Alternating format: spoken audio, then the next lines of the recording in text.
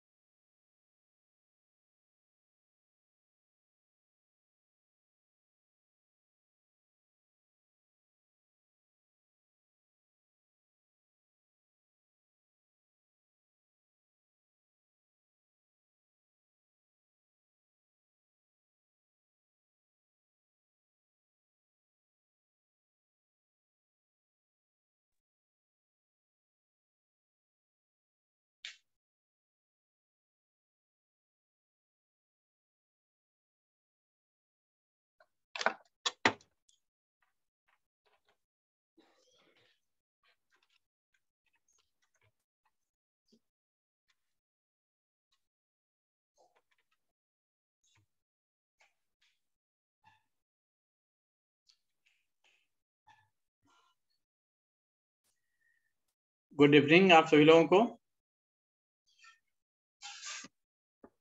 आज हम लोग नेशनल मूवमेंट में आगे के डिस्कशन पर चलेंगे।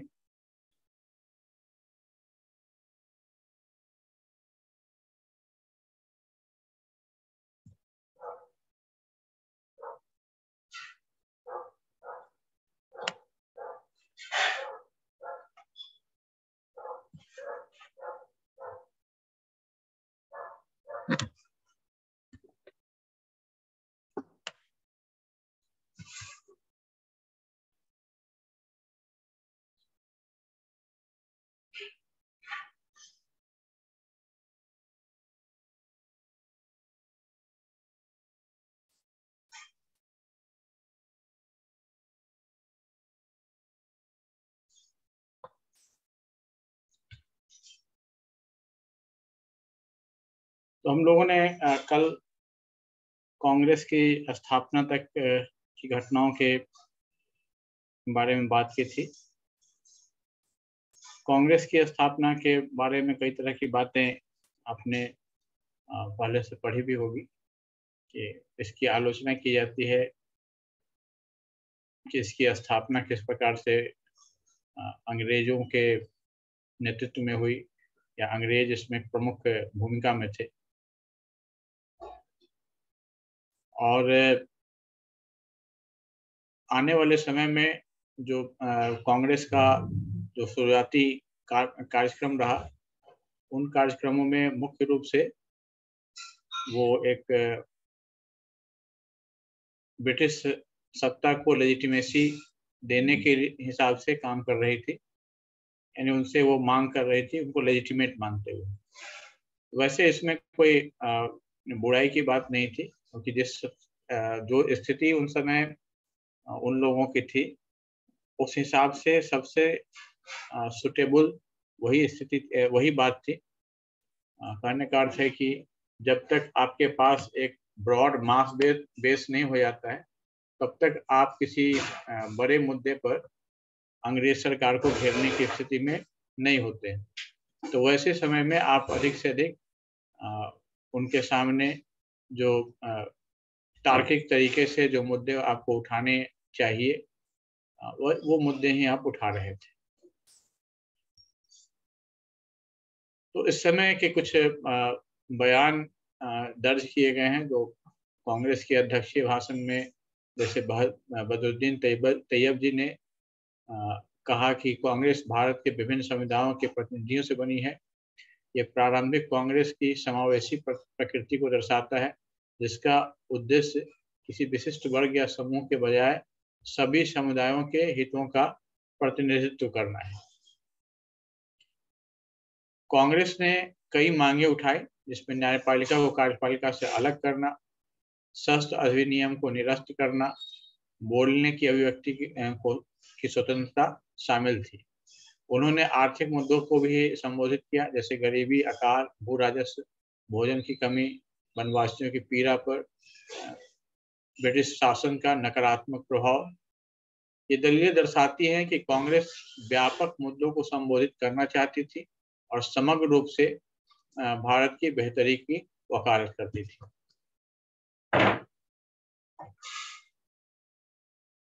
प्रारंभिक कांग्रेस की आलोचना 1890 तक शुरू हो गई। कुछ भारतीय नेता, विशेष करके बंगाल, महाराष्ट्र और पंजाब में कांग्रेस के दृष्टिकोण पर सवाल उठाने लगे। उन्होंने प्रार्थना की राजनीति के लिए नरमपंथियों की आलोचना की और अधिक कट्टरपंथी उद्देश्यों और तरीकों की वकालत की। उन्होंने आत्मनिर्भरता, रचनात्मक कार्य, स्वराज के लिए लड़ने की आवश्यकता के महत्व पर जोर दिया। तो जाहिर है आप समझ गए होंगे कि हम लोग लाल, बाल और पाल की बात कर रहे हैं, यानी लाला लाजपत राय, बाल गंगाधर तिलक और बिपिन चंद्र पाल। व्यक्तिगत कार्यों के बारे में चिंताएं। उदारवादी नेता दिनसा वाचा की एक टिप्पणी कुछ कांग्रेस सदस्यों के व्यक्तिगत कार्यों और धन की खोज से में अत्यधिक व्यस्त होने के बारे में चिंता व्यक्त करती है। यह आलोचना प्रारंभिक कांग्रेस के भीतर एक समस्या को उजागर करती है, जहां कुछ नेता देश की प्रगति और उन्नति पर अपने व्यक्तिगत हितों को प्राथमिकता देने के लिए दे रहे थे।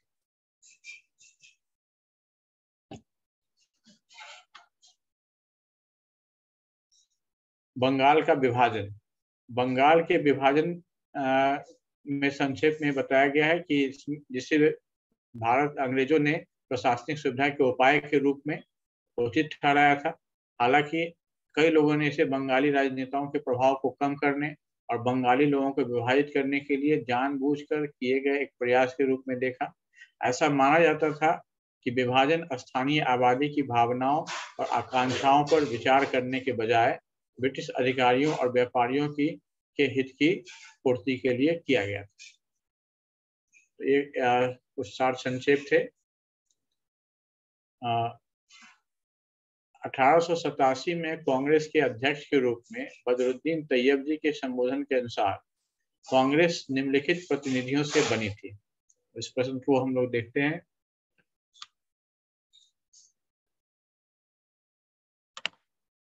पहला केवल शिक्षित अभिजात वर्ग, दूसरा पेशेवर समूह और जमींदार, तीसरा भारत के विभिन्न समुदाय और चौथा उद्योगपति और व्यवसायी।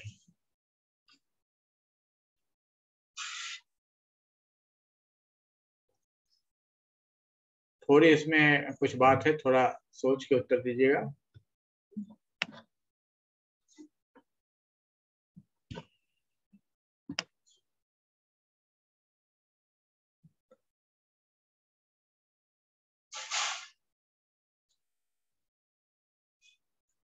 सही उत्तर है अमरीन।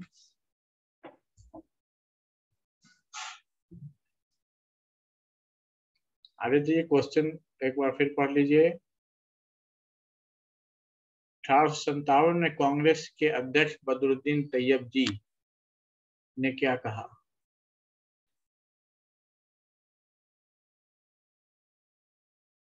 कांग्रेस भारत के विभिन्न समुदायों के प्रतिनिधि से बनी है। यह प्रारंभिक कांग्रेस की समावेशी प्रकृति को दर्शाता है, जिसका उद्देश्य किसी विशिष्ट वर्ग या समूह के बजाय सभी समुदायों का प्रतिनिधित्व करना है। ये इम्पोर्टेंट है कि आप अपना जो आपका सर्वेक्षण, बल्कि इतिहास की किताब में भी ये बातें लिखी हुई हैं। अभी पहले ही हम लोगों ने कुछ पिछले कल के क्लास में ही ये बात पढ़ी कि जो शिक्षित पेशेवर समाज के लोग थे, उसमें वो लोगों ने कांग्रेस की स्थापना की थी। ये भी हम लोगों ने पढ़ा है पहले भी कि पेशेवर समूह और जमींदार लोग जो थे वो ज़्यादातर वही लोग थे जो कांग्रेस के प्रारंभिक कांग्रेस के मेंबर थे। ये बातें अपनी जगह पर सही है, लेकिन आपसे प्रश्न ये पूछा जा रहा है कि बदरुद्दीन तैयब जी के संबोधन में क्या कहा गया। क्योंकि वो लंबा एक कोट दिया हुआ है, तो ये कांग्रेस का पोजीशन है। अपने पोजीशन में कांग्रेस यानी अपने को, ये इस बारे में इम्पोर्टेंट है, इसलिए नहीं कि ये ऐसे तो बहुत सारे लोग बहुत सारी बातें करते हैं। ये इस मायने में इम्पोर्टेंट है कि आरंभ काल से ही कांग्रेस का इंटेंशन क्या था, इसलिए स्टेटमेंट इम्पोर्टेंट है। चाहे उनके प्रतिनिधित्व का लेवल जो भी रहे, कांग्रेस अपने आप में ये चाहती थी कि हम पूरी जनता का प्रतिनिधित्व करें। ये नहीं कि हम केवल एक सीमित वर्ग के हितों का प्रतिनिधित्व करें। चाहे एक्शन में वो जितना इसको कर पाए या नहीं कर पाए, वो एक अलग मामला है। ज़्यादा इम्पोर्टेंट ये बात है कि इसको करने के पीछे उनका जो उद्देश्य था वो ये था कि वो सभी समूह के लोग इसमें हमारे कांग्रेस के अम्ब्रेला के अंदर आते हैं और वो आएंगे और हम उनका प्रतिनिधित्व करते हैं। तो शिक्षित और अभिजात वर्ग आपका ऑप्शन आपको अट्रैक्ट करेगा। अगर आपने ये आपके दिमाग में ये स्टेटमेंट तैयब जी का ये स्टेटमेंट आपके दिमाग में नहीं आएगा, तो पेशेवर समूह और जमींदार, ये आप जनरल जो भी बीपीएससी के तैयारी का या जो भी जीके की किताब है, उसमें आपको ये क्वेश्चन अक्सर मिलेगा कि प्रारंभिक कांग्रेस के मेंबर कौन थे। तो पेशेवर समूह जैसे वकील हुए, मुख्य रूप से वकील ही थे, और जमींदार, ये लोग इसमें शामिल हुए थे। ये भी एक कॉमन क्वेश्चन का आंसर आपको सब जगह मिलेगा। लेकिन यहाँ पर प्रश्न में थोड़ा सा ट्विस्ट है।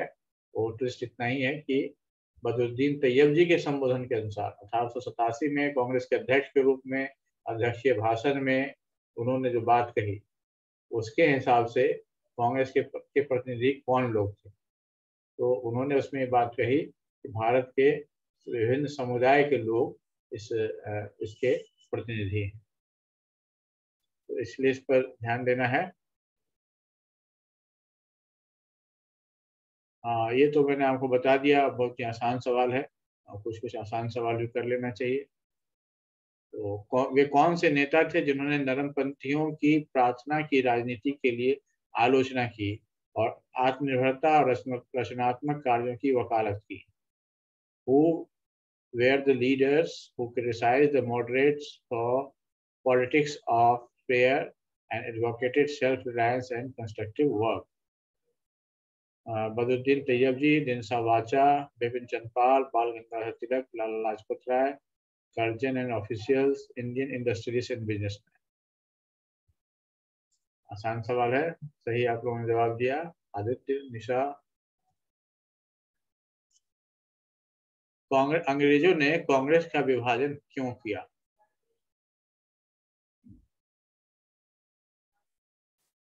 प्रशासनिक सुविधा को बढ़ावा देना, बंगाली राजनेताओं के प्रभाव को मजबूत करना, स्वदेशी आंदोलन को कमजोर करना, इंग्लैंड में धन की निकासी को बढ़ाना।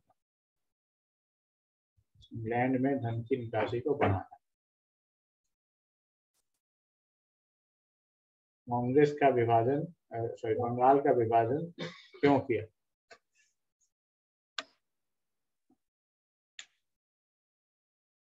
आसान है, डिस्ट्रैक्टर्स भी बहुत ज्यादा नहीं है।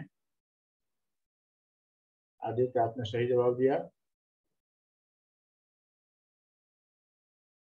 इंग्लैंड में धन की निकासी को बढ़ाना, ये प्राइमरी उनका पर्पस तो नहीं था।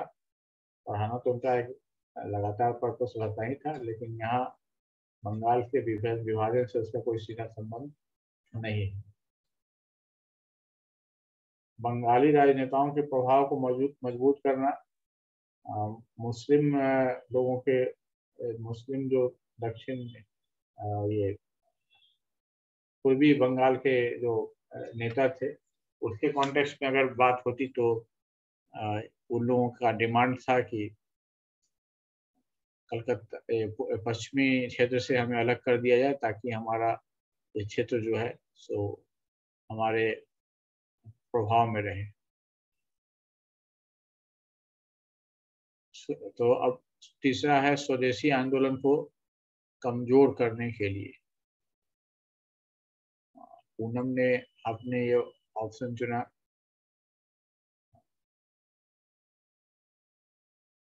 लेकिन आपको ये ध्यान रखना चाहिए कि स्वदेशी आंदोलन तो इस कारण से ही पैदा हुआ कि अंग्रेजों ने बंगाल का विभाजन किया। स्वदेशी आंदोलन का कारण क्या था? स्वदेशी आंदोलन जो है वो कांग्रेस की प्रतिक्रिया थी। इसे थोड़ा ध्यान देना है आप आंसर चुनते समय कि अंग्रेजों ने बंगाल का विभाजन क्यों किया, ये पूछा जा रहा है। तो इसलिए स्वदेशी आंदोलन को कमजोर करने की बात तो तब आएगी जब वो शुरू हो जाएगा।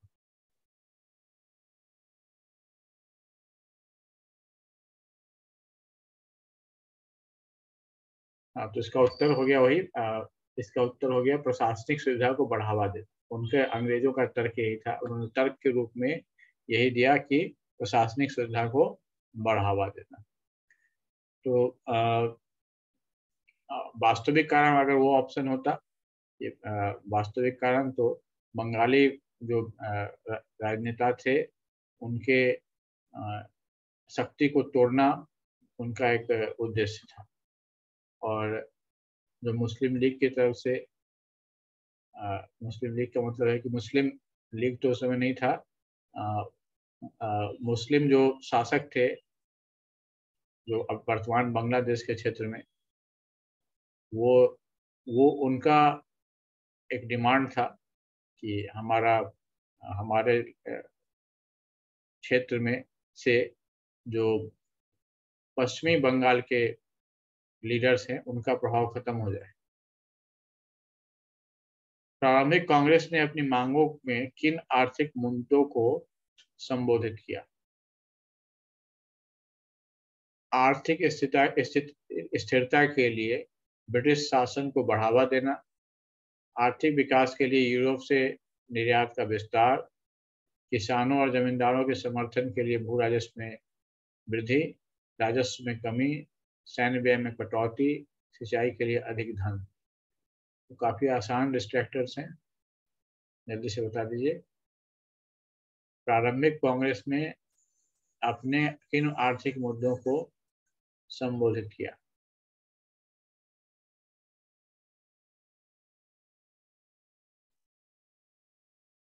ध्यान से पढ़िए अमरीन। सेल्फी आपने सही जवाब दिया, आदित्य ने भी सही जवाब दिया। आर्थिक स्थिरता के लिए ब्रिटिश शासन को बढ़ावा देना। देखिए कुछ हद तक तो इनको ये लगता था कि ब्रिटिश शासन से हमारे क्षेत्र में स्थिरता आएगी, तो ये बढ़ावा तो देते थे, लेकिन यहाँ पर मांगों की बात हो रही है। आर्थिक विकास के लिए यूरोप से निर्यात का विस्तार।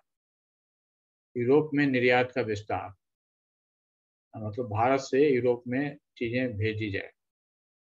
तो ऐसा कुछ हमारे यहाँ उस समय इंडस्ट्रियल डेवलपमेंट नहीं था कि निर्यात की आवश्यकता पड़े।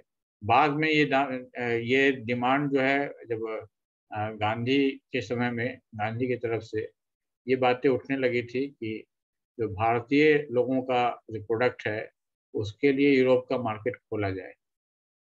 तो उससे पहले अंग्रेज ये चाहते थे कि जो भी यहाँ प्रोडक्ट हो रहा है उसको हम ही बाहर जहाँ भी भेजना हो हम ही भेजें, यहाँ से स्वतंत्र कोई व्यापार अपने इंडिपेंडेंट व्यापार कोई नहीं करते। तो ये बात की बात है। किसानों और जमींदारों को समर्थन देने के लिए भू राजस्व में वृद्धि, तो ऐसा तो नहीं हुआ था। तो मुख्य जो मांग थी वो थी राजस्व में कमी, सैन्य व्यय में कटौती और सिंचाई के ऊपर अधिक फंड को जनरेट करना। इसका जो है सो डी उत्तर होगा। ठीक है।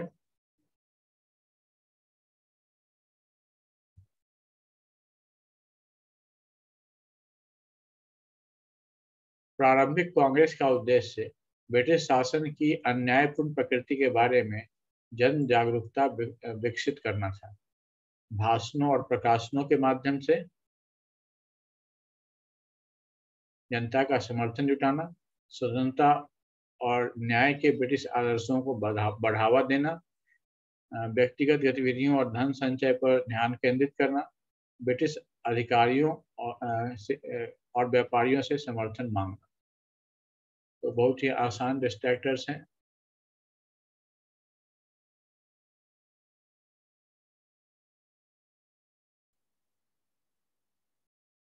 सेल्फी आपने सही जवाब दिया।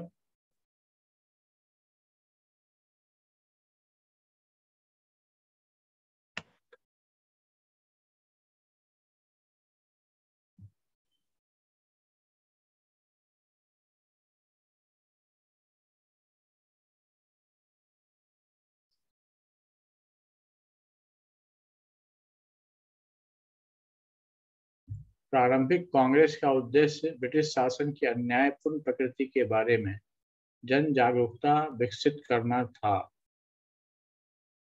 निशा, आप क्या पढ़ रही हैं इसमें? अमरीन, आपने सही जवाब दिया। सवाल पढ़िए निशा।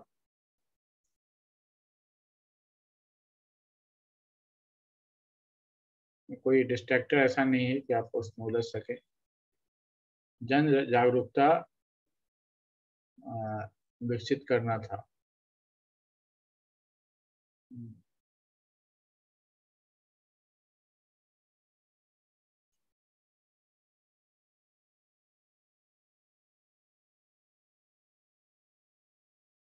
ठीक है, जन जागरूकता के लिए उनको मुख्य रूप से भाषणों और प्रकाशनों के माध्यम से समर्थन जुटाना।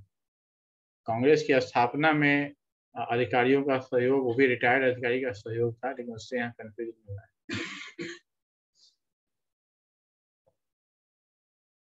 हाँ, ये क्वेश्चन तो रिपीट हो रहा है।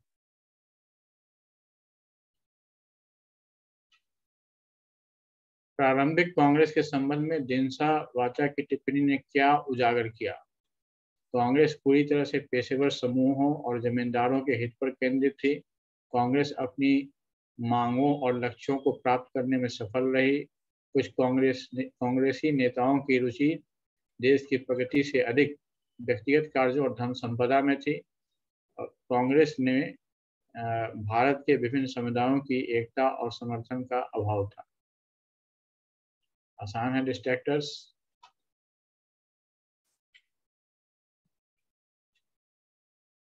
जल्दी से बता दीजिए।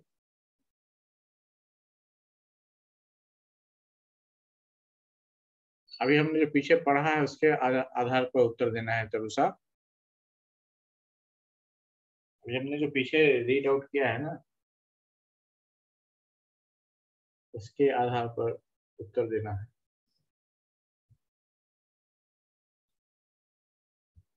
आप लोग फिर अपने परसेप्शन के आधार पर उत्तर दे रहे हैं। कांग्रेस पूरी तरह से पेशेवर समूहों और जमींदारों के हितों पर केंद्रित थी। ऐसा क्यों आपको उत्तर लग रहा है? कांग्रेस में भारत के विभिन्न समुदायों में एकता और समर्थन का अभाव था। देखिए यहाँ पर फिर लिंसा वाचा की टिप्पणी की बात आ गई है। एक बार फिर से मैं आपको टिप्पणी दिखा देता हूँ।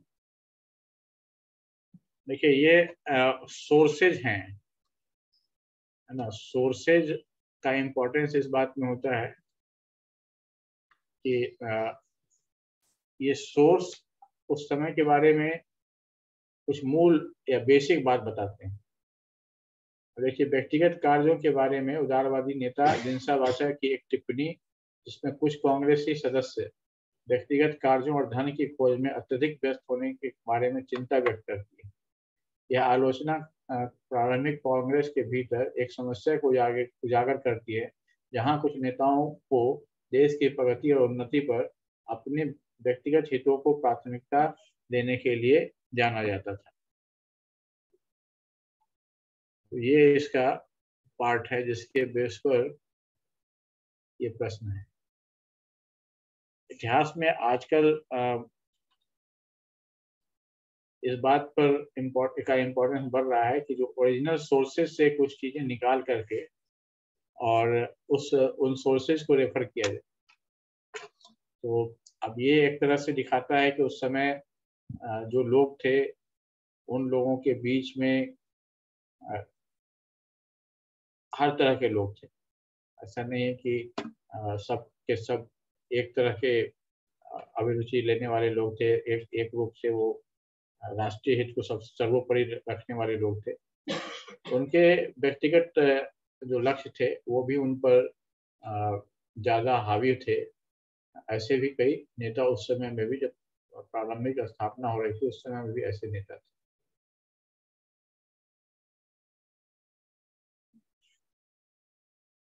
तो इसलिए इसको ध्यान रखना है। अब आगे का इसकी समरी है। 1905 में बंगाल के विभाजन के कारण पूरे भारत में व्यापक गुस्सा और विरोध हुआ। स्वदेशी आंदोलन एक प्रतिक्रिया के रूप में उभरा, जिसमें स्व सहायता, राष्ट्रीय शिक्षा और भारतीय भाषाओं के उपयोग की वकालत की गई। इस आंदोलन का उद्देश्य ब्रिटिश शासन का विरोध करना और ब्रिटिश संस्थानों और वस्तुओं का बहिष्कार के माध्यम से जनता को संगठित करना था। 1919 के बाद ब्रिटिश शासन के खिलाफ संघर्ष एक जन आंदोलन में बदल गया, जिसमें किसानों, आदिवासियों, छात्रों, महिलाओं और कुछ व्यापारिक समूहों सहित भारत समाज के विभिन्न वर्ग शामिल हुए। प्रथम विश्व युद्ध का आर्थिक और राजनीतिक प्रभाव पड़ा। रक्षा व्यय करों की वृद्धि से आम लोगों के लिए कठिनाइयां पैदा हुई, जबकि कुछ व्यापारिक समूहों को लाभ हुआ।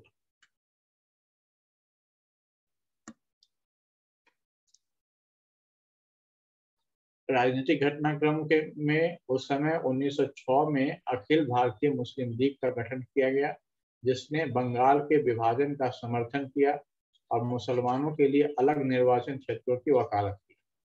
1907 में कांग्रेस विभाजित हो गई और नरमपंथियों ने बहिष्कार का विरोध किया, लेकिन 1915 में दोनों गुट फिर से एकजुट हो गए। 1919 में कांग्रेस और मुस्लिम लीग ने लखनऊ समझौते पर हस्ताक्षर किए, जिसमें प्रतिनिधि सरकार के लिए एक साथ काम करने पर सहमति व्यक्त की। प्रथम विश्व युद्ध और रूसी क्रांति का भारतीय राष्ट्रवाद पर महत्वपूर्ण प्रभाव पड़ा। युद्ध के कारण कुछ भारतीय व्यापारिक समूहों के लिए औद्योगिक मांग और मुनाफा बढ़ गया, जबकि विदेशों में सेवा करने वाले सैनिकों को साम्राज्यवादी शोषण की समझ और औपनिवेशिक शासन का विरोध करने की इच्छा उनमें पैदा हुई। रूसी क्रांति और समाजवाद के विचारों ने भारतीय राष्ट्रवादियों को प्रेरित किया।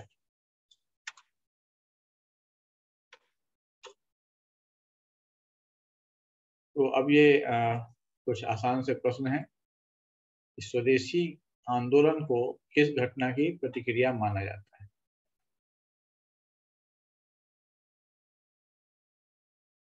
सही है, बंगाल का विभाजन, अखिल भारतीय मुस्लिम लीग का गठन, कांग्रेस का विभाजन, लखनऊ समझौते पर हस्ताक्षर।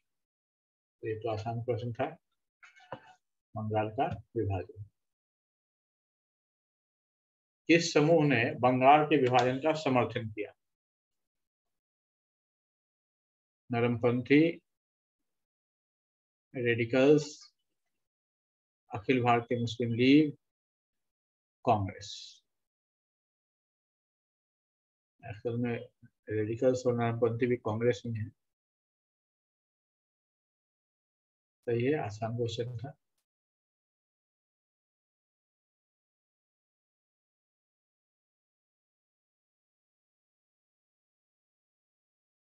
और इसके कुछ और प्रश्न थे, ये इसमें पेस्ट नहीं हो पाए। अच्छा, इसको हम लोग कुछ और प्रश्न को हम लोग कल देख लेंगे, इसमें कुछ प्रश्न छूट गए। महात्मा गांधी का आगमन। दक्षिण भारत में नस्लवादी प्रतिबंधों के खिलाफ हिंसक मार्च का नेतृत्व करने के बाद महात्मा गांधी 1915 में भारत पहुंचे। उन्हें पहले ही अंतर्राष्ट्रीय पहचान मिल चुकी थी। उनके पास विविध भारतीय समुदायों के साथ काम करने का अनुभव था। 1919 से 22 के बीच का आंदोलन। गांधी के हस्तक्षेप से शुरू में चंपारण, खेड़ा और अहमदाबाद के स्थानीय आंदोलन हुए, जहां उन्होंने राजेंद्र प्रसाद, वल्लभ भाई पटेल जैसे नेताओं का सहयोग लिया। इसके बाद रॉलेट एक्ट की चर्चा की गई है, जहां पर ब्रिटिश सरकार द्वारा मौलिक अधिकारों पर अंकुश लगाने के लिए रॉलेट एक्ट के खिलाफ एक राष्ट्रवादी आंदोलन हुआ। जालियांवाला बाग हत्याकांड, जिसमें 13 अप्रैल 1919 को अमृतसर में जनरल डायर द्वारा किए गए क्रूर जालियांवाला बाग हत्याकांड का उल्लेख रॉलेट सत्याग्रह के दौरान ब्रिटिश सरकार द्वारा किए गए प्रदर्शन और हड़तालों के दमन के एक हिस्से के रूप में किया जाता है। रविन्द्रनाथ टैगोर ने अत्याचारों के विरुद्ध प्रसिद्ध रूप से अपना नाइटहुड की उपाधि त्याग दिया था। हिंदुओं और मुसलमानों के बीच एकता। महात्मा गांधी ने ब्रिटिश शासन के खिलाफ लड़ाई में हिंदुओं और मुसलमानों की एकता पर जोर दिया। तुर्की के सुल्तान पर लगाई गई कठोर संधि और मुस्लिम पवित्र स्थानों पर नियंत्रण बनाए रखने की इच्छा से शुरू हुए खिलाफत आंदोलन ने हिंदू मुस्लिम सहयोग का एक कारण प्रदान किया।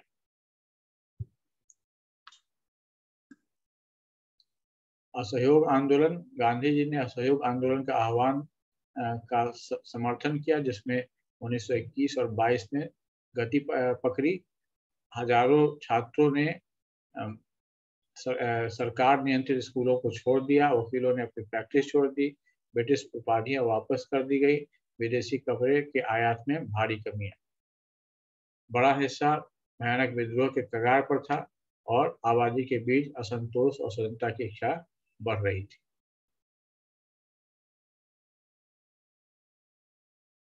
तो 1919 के बाद जन राष्ट्रवाद के विकास को किसने प्रेरित किया? युद्ध के दौरान भारतीय उद्योगों की गिरावट ने, ब्रिटिश सरकार द्वारा लगाए गए करों में कमी, कांग्रेस के व्यापारिक समूहों का सक्रिय समर्थन, युद्ध के दौरान विदेशों में सेवारत सैनिकों की अनुपस्थिति।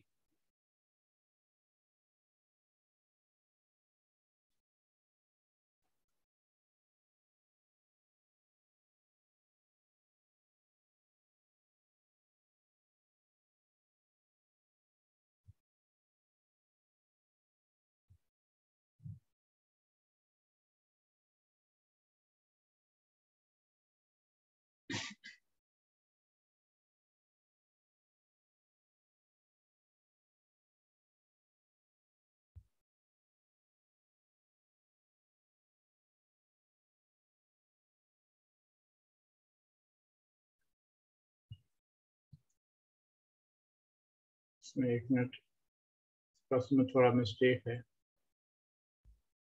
What prompted the growth of mass nationalism after 1999?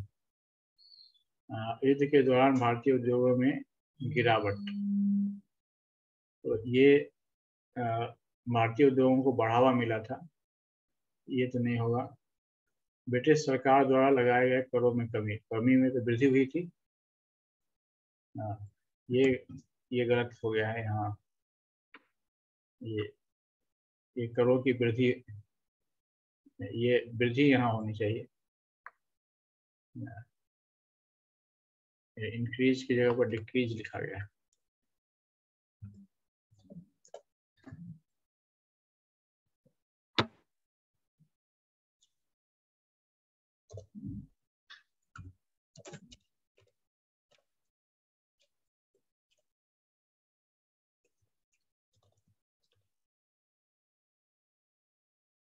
The increased tax imposed by the British government, Congress के व्यापारी समूहों का सक्रिय समर्थन,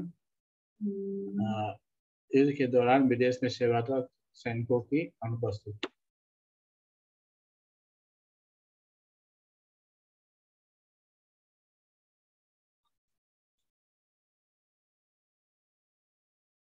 ठीक है, तो अंग्रेज सरकार ने करों में वृद्धि की थी, इसका दबाव लोगों को पड़ रहा था। कांग्रेस को व्यापारी समूहों का सक्रिय समर्थन, कुछ समूहों का सक्रिय समर्थन मिलने लगा था। युद्ध के दौरान विदेश में सेवारत सैनिकों की अनुपस्थिति, तो मतलब कि भारत में तो अपने घरों से जो अनुपस्थिति थी, सो लोग उनका कुछ खबर लोगों तक नहीं पहुंच रहा था, तो इससे थोड़ा असंतोष था। लेकिन यहाँ प्रश्न है कि राष्ट्रवाद के विकास में किसने प्रेरित किया,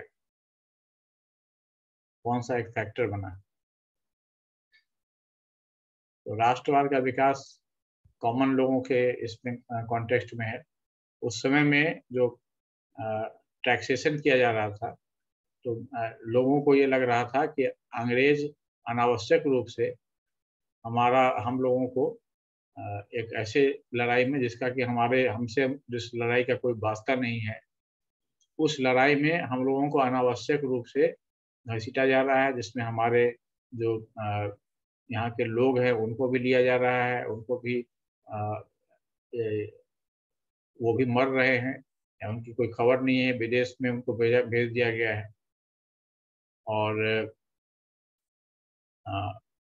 तो इससे अंसंतोष लोगों के बीच में बढ़ रहा था, और उन्हें एक अपने आप में कि हम अगर स्वतंत्र राष्ट्र होते, हम अगर अंग्रेजों के गुलाम नहीं होते, तो हमें अनावश्यक रूप से इस लड़ाई में पड़ने की कोई जरूरत नहीं थी। तो ये जो सेपरेशन का भाव है स्ट्रॉन्ग होकर के आम लोगों के बीच में, कि अनावश्यक रूप से जो अंग्रेज सरकार है ये हम लोगों को इस लड़ाई में लपेट रही। तो ये राष्ट्रवाद के विकास को इससे बढ़ावा मिलता है।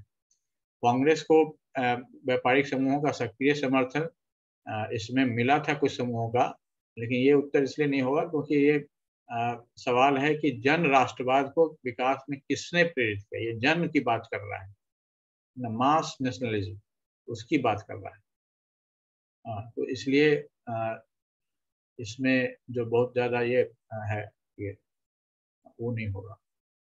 ये भी एक युद्ध के दौरान विदेश में सेवारत सैनिकों की अनुपस्थिति भी सेकंड बेस्ट उत्तर हो सकता है, क्योंकि इसका भी लोगों पर बहुत असर पड़ा कि अनुपस्थिति से मतलब यहाँ पर है कि वो यहाँ से नहीं थे, यहाँ से बाहर थे, बाहर भेज दिया गया था उनको। पहले वो देश के अंदर काम में ही रहते थे, कहीं जॉब में, जब सैनिक के रूप में, लेकिन वो अब देश से बाहर थे, तो इससे इसका एक असर पड़ा था। लेकिन जो बेस्ट इसका उत्तर होगा वो करों में वृद्धि से होगा।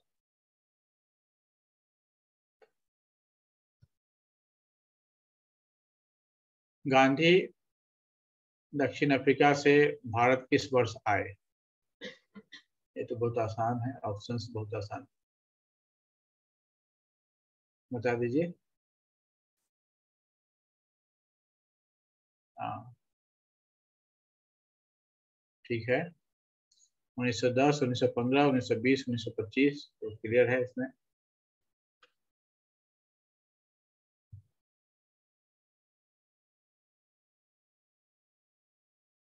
रॉलेट एक्ट, जिसके विरुद्ध रॉलेट सत्याग्रह आयोजित किया गया था, ने किन मौलिक अधिकारों पर अंकुश लगाया? रॉलेट एक्ट की बात हो रही है। भाषण की अभिव्यक्ति की स्वतंत्रता, शिक्षा का अधिकार, संपत्ति के मालिक होने का अधिकार, धर्म की स्वतंत्रता। सही है, इसमें भाषण और अभिव्यक्ति की स्वतंत्रता पर रोक लगी थी।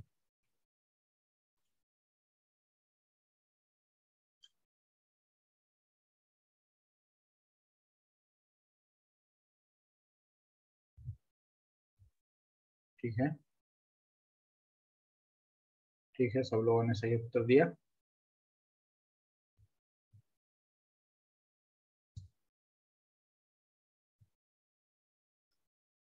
तो आज हम लोग इसको यहीं पर रोकेंगे। आज कुछ जरूरी काम से मुझे निकलना है, तो आज हम लोग यहीं पर इसको विराम देंगे। कुछ इसके प्रश्न पर पिछले वाले सेक्शन के भी रह गए थे और इसके भी प्रश्न जो है हम लोग कल देखेंगे। ठीक है, और कल हम लोग 10th क्लास के पोर्शन को भी कल हम लोग शुरू करेंगे और उस पर फिर आगे हम लोग बातचीत करेंगे। ठीक है, धन्यवाद आप लोगों का। Thank you sir.